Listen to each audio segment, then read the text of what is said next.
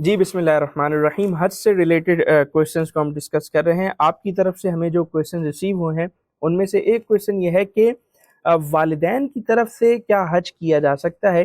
देखें, बिल्कुल वालिदैन की तरफ से हज किया जा सकता है, और इसमें आपको मैं थोड़ी सी डिटेल बता दूं। जो इबादत है ना, इबादत उसकी तीन किस्में हैं।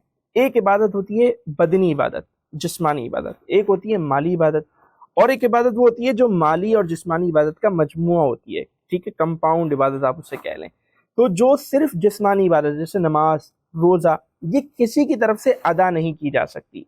अच्छा, जो माली इबादत है जैसे ज़कात, सदका, ये दूसरों की तरफ से अदा की जा सकती है। अच्छा, वो इबादत जो इन दोनों का मजमुआ है जैसे हज, तो ये भी किसी की तरफ से अदा जो है वो किया जा सकता है अगर जो है वो ज़रूरत हो।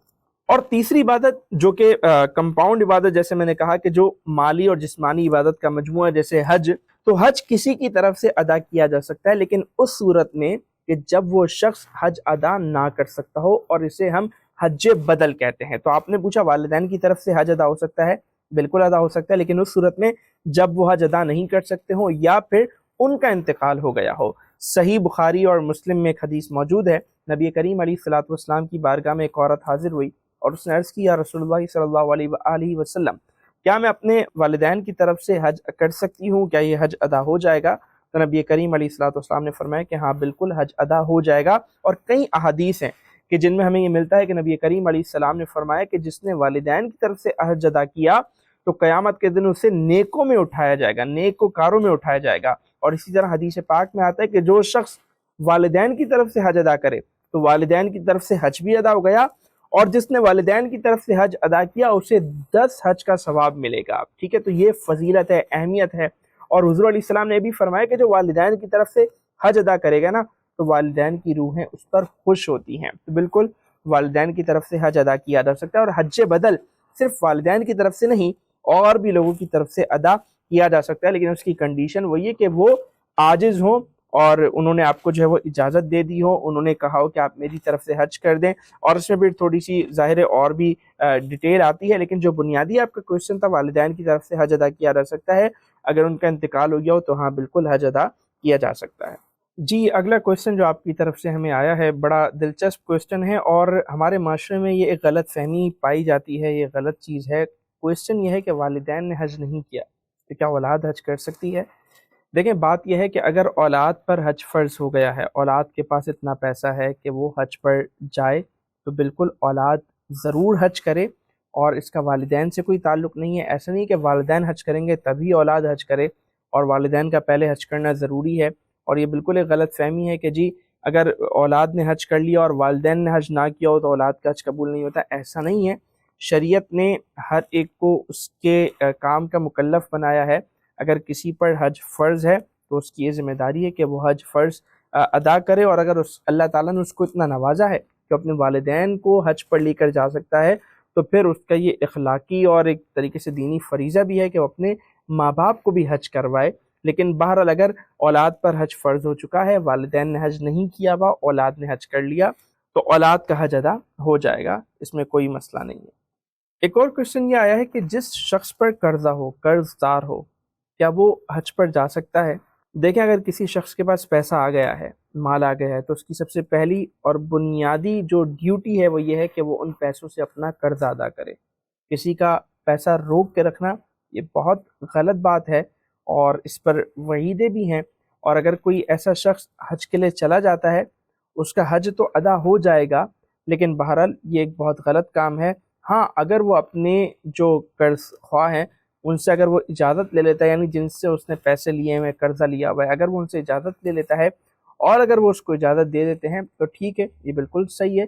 लेकिन अगर वो उनका पैसा अदा नहीं करता और वो हज पे चले जाता है, हज तो अदा हो जाएगा, लेकिन उसका ये जो अमल है, ये जो काम है, ये गलत काम है, और ऐसा नहीं करना चाहिए। दीनी एतबार से भी ये गलत है, और अखलाकी एतबार से भी ये गलत है कि आप अल्लाह को मनाने जा रहे हैं, जबकि अल्लाह की मखलूक आपसे जो है वो नाराज़ है, और वो आपसे अपना हक तलब कर रही है। और वो ऐसा नहीं कि कोई और चीज़ मांग रही है, बल्कि वो आपसे अपनी ही चीज़ मांग रही है, और आप उन्हें जो है वो नहीं दे रहे। तो ज़रूरी है कि आप हज करने के बजाय पहले अपना जो है वो कर्ज जो आपने रकम ली है वो आप वापस करें, और ऐसी सूरत में आप पे हज फ़र्ज़ भी नहीं है। तो लिहाजा ज़रूरी यही है कि आप पहले قرض کی جو رقم ہے وہ واپس لوٹائیں۔ اچھا، اسی سے ملتا جلتا ایک اور ہمارے پاس کوشچن یہ ہے کہ قرض لے کر حج کرنا کیسا؟ یعنی ایک شخص ہے، اس کا حج کرنے کا دل چاہ رہا ہے، اس نے کہا کہ چلو قرضہ لوں اور وہ حج پر جو ہے وہ چلا جائے، تو یہ کیسا ہے؟ دیکھیں، اگر کوئی شخص اس بات کی استطاعت رکھتا ہے کہ وہ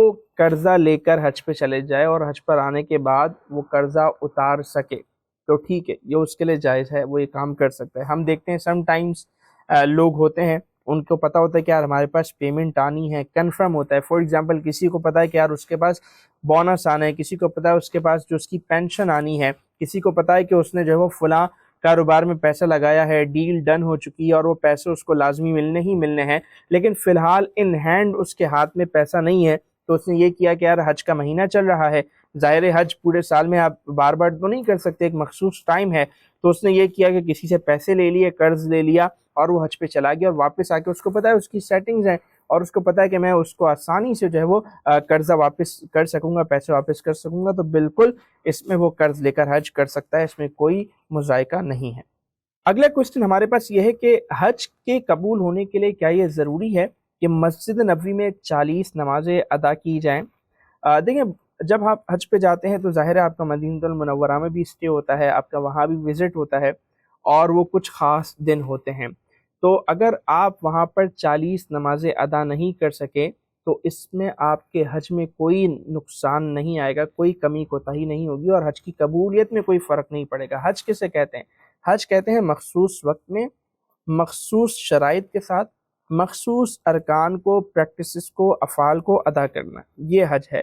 عرفات میں رکنا، عرفات کے میدان میں وقوف ٹھہرنا، اسی طرح طواف زیارت کرنا، ٹھیک ہے، اور اسی طرح مینا اور یہ جو دیگر معاملات ہیں، یہ حج کا نام ہے، ٹھیک ہے۔ مسجد نبوی میں نمازیں ادا کرنے کی فضیلت ہے اور لگاتار 40 نمازیں ادا کرنے کی بہت زیادہ فضیلت ہے۔ حدیث میں آتا ہے کہ جو شخص لگاتار مسجد نبوی میں 40 نمازیں ادا کریں، اللہ تبارک و تعالیٰ اسے نفاق سے، جہنم سے آزادی عطا فرماتا ہے، تو بہت بڑی فضیلت ہے۔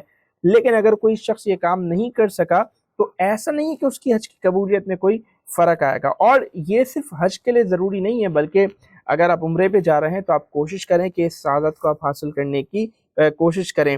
اور حج میں تو یہ ہوتا ہے کہ بڑا مخصوص ٹائم ہوتا ہے، سم ٹائمز 5 دن ملتے ہیں۔ ایک اور جو ہمارے پاس کوسچن آیا ہے سوشل میڈیا کے ذریعے، یہ بڑا دلچسپ کوسچن ہے اور میں سلام پیش کرنا چاہوں گا جنہوں نے کوسچن کیا ہے۔ کوسچن یہ کہ حج کی رقم کیا ہم غزہ کے مسلمانوں کو بھیج سکتے ہیں؟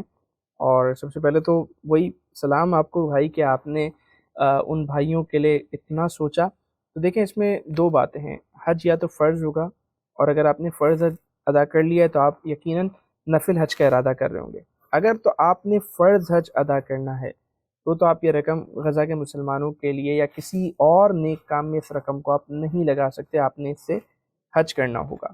البتہ اگر نفلی حج ہے، آپ آلریڈی حج کر چکے ہیں، فریضہ حج ادا کر چکے ہیں، نفلی حج ہے، اور آپ یہ چاہتے ہیں کہ آپ اس رقم کو غزہ کے مسلمانوں کے لیے بھیج دیں، تو علماء نے یہ بیان کیا ہے کہ جو نفل کام ہے اس میں ہم یہ دیکھیں کہ ظاہر نفل کام تو بہت سارے ہیں، نیکی کام تو بہت سارے ہیں، تو اس میں ہمیں یہ دیکھنا چاہیے کہ اس وقت کس کام کی ضرورت ہے۔ تو واقعی اس وقت ہمارے پیسوں کی ان کو بہت زیادہ ضرورت ہے، بہت زیادہ نیڈ ہے، اور اگر آپ اپنے نفلی حج کی رقم غزہ کے مسلمانوں کے لیے بھیجنا چاہتے ہیں تو بالکل آپ اسے بھیجیں، اور یقیناً اللہ تبارک و تعالیٰ آپ کو اس کا بہترین اجر عطا فرمائے گا۔ لیکن میں یہ کہنا چاہوں گا ضرور کہ کنفرمیشن کر لیجئے گا کہ وہ رقم آیا ان تک پہنچ بھی رہی ہے یا نہیں، اور کیا سلسلہ ہے، کس طرح رقم پہنچائی جا رہی ہے، ان کو وہاں ریسیو ہو رہی ہے یا نہیں ہو رہی ہے۔ ایسا نہیں کہ آپ کی رقم جو ہے وہ ضائع ہو جائے، تو اس کو بھی ذرا آپ دیکھ بھال اس کی بھی ضرور کر لیجئے گا۔ اگلے سوال کی طرف بڑھتے ہیں، اور یہ آج کا آخری کوسچن ہے، اور کوسچن یہ کہ حج مبرور اور حج اکبر کیا یہ ایک ہی ہیں یا ان میں کچھ فرق ہے؟ حج مبرور اور حج اکبر یہ دونوں الگ الگ ٹرمنالوجیز ہیں، الگ الگ اصطلاحات ہیں۔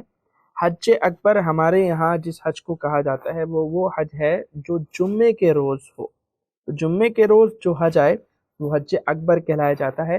نبی کریم علیہ الصلوۃ والسلام کی حدیث پاک ہے کہ وہ عرفہ سب سے بہترین ہے کہ جو جمعے کے دن آئے، یعنی جس جمعے کے دن حج کی ادائیگی ہو رہی ہو، وقوف عرفہ کا جو دن ہے، یوم العرفہ جو ہے، وہ جب جمعے کے دن آئے تو نبی کریم علیہ الصلوۃ والسلام فرماتے ہیں وہ سب سے بہترین ہے، اور اس دن حج ادا کرنا یہ اور دنوں میں 70 حج ادا کرنے سے زیادہ ثواب والا ہے۔ یعنی جو شخص جمعے کے دن حج ادا کرے اور کوئی مثال کے طور پہ کسی اور دن میں حج ادا کرے تو جو حج جمعے کے روز آیا ہے اس کا ثواب 70 گنا، اس کی فضیلت 70 گنا جو ہے وہ زیادہ ہے۔ تو اسی فضیلت کے اعتبار سے جمعے کے روز جو یوم العرفہ آتا ہے، جمعے کے روز جو عرفات میں وقوف کیا جاتا ہے، جمعے کے روز جو حج کا رکن اعظم ادا کیا جاتا ہے، اس کو حج اکبر کہا جاتا ہے۔ تو یہ حج اکبر ہے۔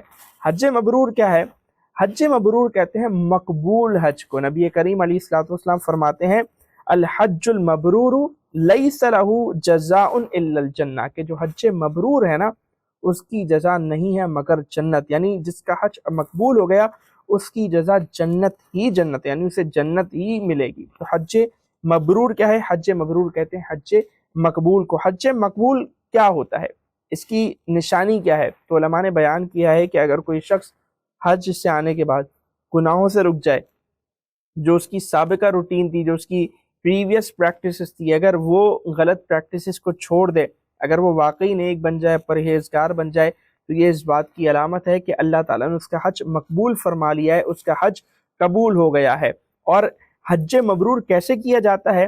حج مبرور اس طرح کیا جاتا ہے کہ بندہ جو بھی حج کے ارکان ہیں، فرائض ہیں، شرائط ہیں، واجبات ہیں، ان کو ٹھیک طور پہ اور بالکل اچھے انداز سے ان کو ادا کرے، اور حج کے ایام میں بالخصوص تقوی و پرہیزگاری اختیار کرے، ہر جو ہے وہ بیکار چیز سے بندہ دور رہے۔ اور نبی کریم علیہ الصلوۃ والسلام کی حدیث کے مطابق اگر کوئی شخص حج مبرور کرنا چاہتا ہے، حج مقبول پانا چاہتا ہے، تو اس کا طریقہ کار یہ ہے کہ وہ حج کے ایام میں اچھی باتیں کرے اور وہ حج کے ایام میں لوگوں کو کھانا کھلائے۔ تو کھانا کھلانے سے آپ حج مبرور کا ثواب پا سکتے ہیں۔ علماء نے یہ بیان کیا ہے کہ جو شخص حج پہ جا رہا ہو اسے چاہیے کہ اپنا جو زاد راہ ہے، اپنے جو ایکسپینسز ہیں، اس میں وہ اضافی خرچہ بھی رکھ لے، اور وہ اضافی جو پیسہ ہے، جو اضافی مال ہے، وہ مسلمانوں پہ خرچ کرے، وہاں کے غرباء پہ، وہاں کے فقیروں پہ، اور جو حاجی ہیں ان کی اس مال سے خدمت کرے، انہیں کھانا کھلائے، تو اللہ تبارک و تعالیٰ اسے حج مبرور کا ثواب عطا فرمائے گا، یعنی اس کا حج جو ہے وہ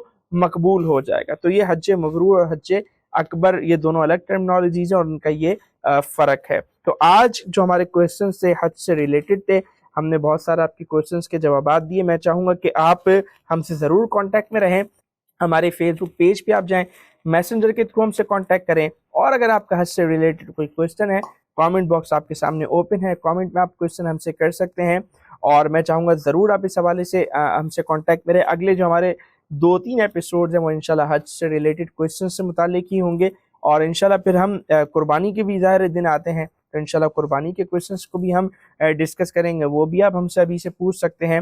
اور اسی کے ساتھ آپ سے اجازت چاہتے ہیں، اپنا بہت خیال رکھیے گا۔ السلام علیکم ورحمۃ اللہ وبرکاتہ۔